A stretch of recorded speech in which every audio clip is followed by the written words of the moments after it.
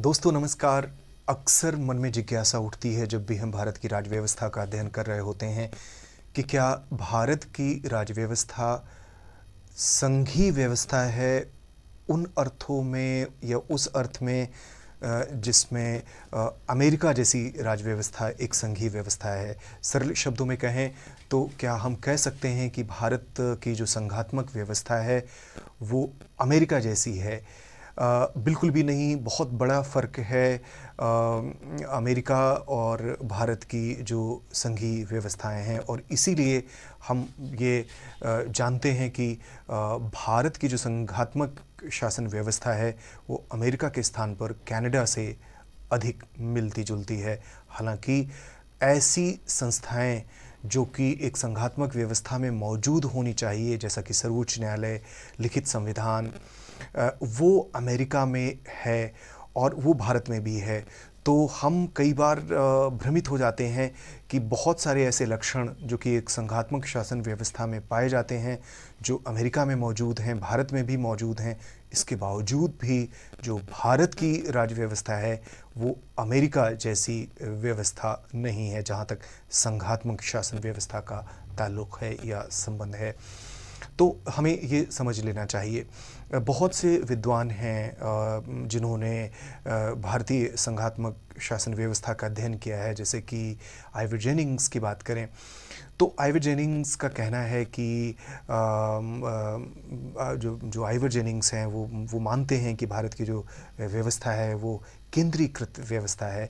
लेकिन एक और विद्वान हुए हैं के.सी. वियर, वो बड़ा ही रोचक तथ्य पेश करते हैं। वो कहते हैं कि भारत की व्यवस्था न तो पूर्ण रूप से संघात्मक है और न ही पूर्ण रूप से एकात्मक है, यानी कि दोनों का मिश्रण है। इसीलिए वो इसे क्वेसी फेडरल सिस्टम या अर्ध संघात्मक व्यवस्था कहते हैं कि भारत की व्यवस्था संघीय भी है और एकात्मक भी है।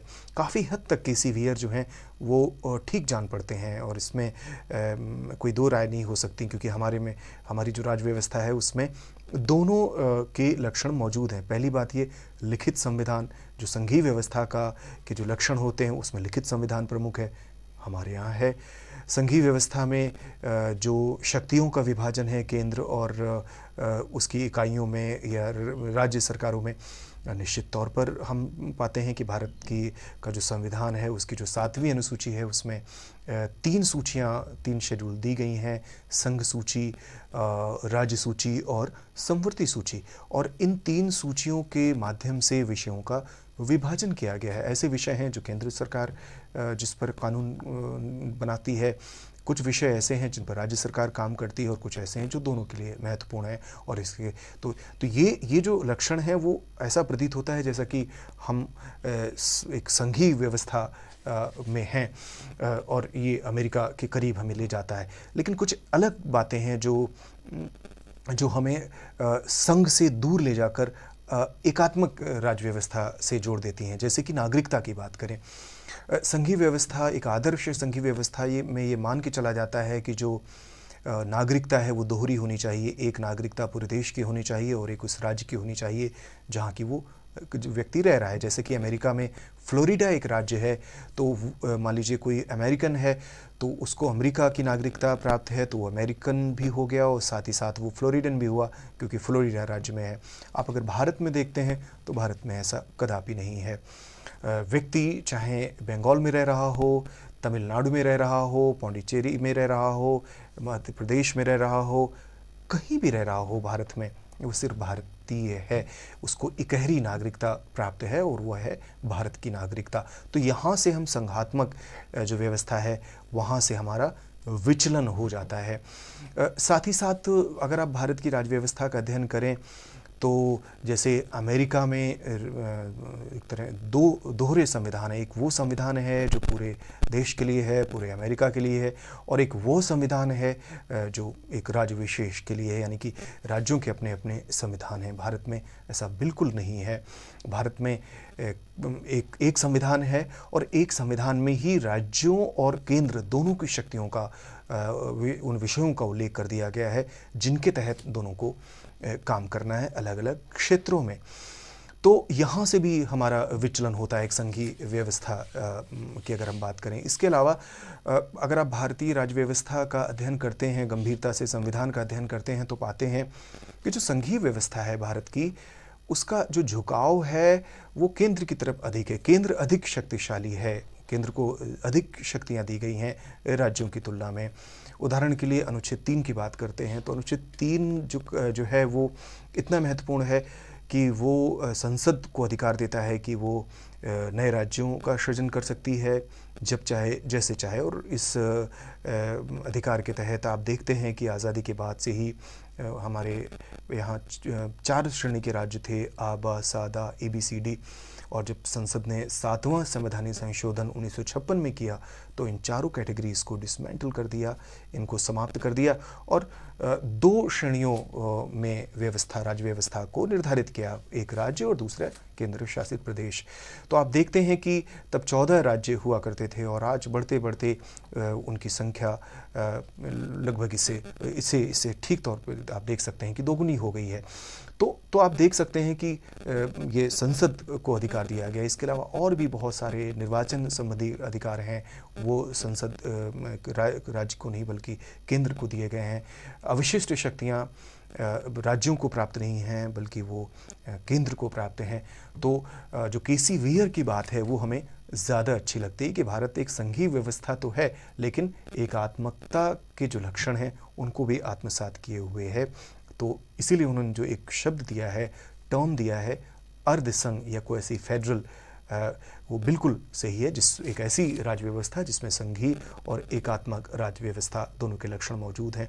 एक सवाल और उठता होगा कि हमने स्पष्ट तौर पर संघीय व्यवस्था या एकात्मक व्यवस्था को क्यों नहीं अपनाया, क्या ज़रूरत थी दोनों के लक्षणों को। तो एक बात महत्वपूर्ण है कि भारत का अगर आप स्वरूप देखें, भारत की आप डेमोग्राफी देखें, भारत की आप संस्कृति देखें और भारत का इतिहास पढ़ें तो जो संविधान निर्माता थे वो ये स्पष्ट रूप से चाहते थे कि देश की एकता और अखंडता प्रत्येक परिस्थिति में सुरक्षित रहे।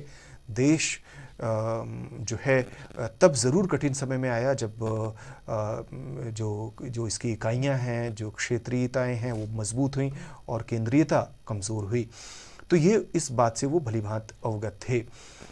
तो वो एक मजबूत राज्य व्यवस्था चाहते थे, एक ऐसी व्यवस्था चाहते थे जहाँ देश की एकता और अखंडता सुनिश्चित रहे, और अक्षुण्ण रहे, उसको वो अभेद रहे, उसको कोई प्रभावित ना कर सके।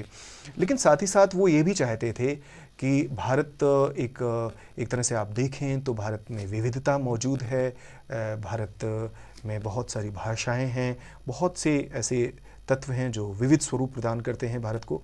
तो वो ये भी चाहते थे कि जो दुनिया की राज्य व्यवस्थाएं हैं उनका अध्ययन किया और उन्होंने देखा कि जो कौशल है उसके साथ भी कोई समझौता नहीं होना चाहिए, जो लचकता है, जो फ्लेक्सिबिलिटी है उसके साथ भी कोई समझौता नहीं होना चाहिए। और इतना बड़ा देश है और अगर केंद्र ही सारी शक्तियों का उपयोग करता है तो ये देश को चला पाना बहुत जटिल और मुश्किल और चुनौतियों भरा हो जाएगा। इसलिए उन्होंने एक बात और भी सोची कि राज्यों और केंद्र के दरमियान ना तो प्रतिस्पर्धा हो और ना ही टकराव की स्थिति बने बल्कि सहयोग हो, जिसको हम कई बार हम देश की राज्य व्यवस्था का अध्ययन करते हैं तो हम सहयोगी संघवाद की बात करते हैं, कोऑपरेटिव फेडरलिज्म की बात करते हैं, जिसमें केंद्र और राज्य जो हैं वो स्टेक होल्डर हैं और दोनों महत्वपूर्ण हैं और दोनों मिलकर इस व्यवस्था का सुचारू रूप से संचालन करते हैं। तो ये महत्वपूर्ण तथ्य थे कि हर देश की अपनी संस्कृति होती है, हर देश का अपना इतिहास होता है और उसकी जो राज्य व्यवस्था है उसमें इन सारी बातों का, ये सारी बातें जो है वो परिलक्षित होती हैं। भारत का अपना एक अलग इतिहास है, भारत की अपनी अलग संस्कृति है। तो भारतीय परिस्थितियों में यही उचित था कि अति की तरफ जाने से, यानी कि अति अगर संघात्मक होता वो भी अमेरिका जैसा वो भी अति होता और ब्रिटेन जैसा अगर एकात्मक होता वो भी अति की तरफ जाता। तो एक संतुलन स्थापित करने का प्रयास किया गया है हमारे संविधान निर्माताओं द्वारा। तो जो KC वीयर की मैंने बात कही थी कि भारत एक अर्धसंघ है, वो निश्चित तौर पर महत्वपूर्ण है। उम्मीद है आपको ये विषय अच्छे से समझ में आ गया होगा। आपकी प्रतिक्रियाओं का इंतज़ार रहेगा। अगर आपको ये चैनल पसंद आता है तो सब्सक्राइब ज़रूर करें और अपनी प्रतिक्रियाओं से निश्चित रूप से हमें अवगत कराएं। बहुत बहुत धन्यवाद।